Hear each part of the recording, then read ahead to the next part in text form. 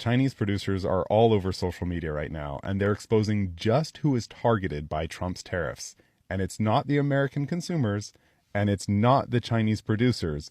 It's actually our international corporations who have sold out American prosperity for their own profits. Let me illustrate. Let's use this example, Nike. Now, these are fictitious numbers, just for example. But let's say that Nike buys shoes from this company that manufactures Nike shoes for $10 a Nike shoe, which isn't very far off. Nike turns around and sells that shoe at retail for $100. Here's the interesting part about tariffs.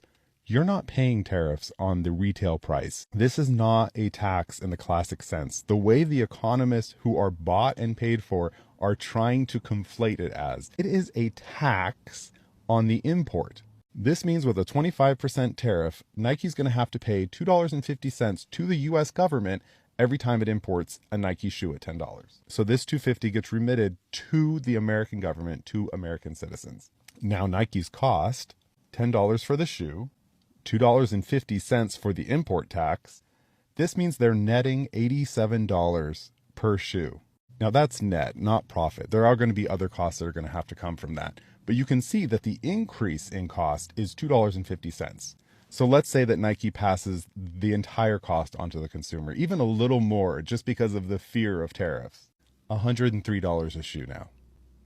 That is the impact of a 25% tariff. So what the Chinese producers on TikTok are saying, instead of the American consumer buying it for $103, or let's just say that the company Nike eats all $2.50 of the tariff and still sells it for $100, you're way better off over here, paying directly to China, including the tariff, $12.50 a shoe plus shipping. So as you can see, the tariffs are not meant to hurt consumers. They're not meant to hurt China. They don't really affect China at all.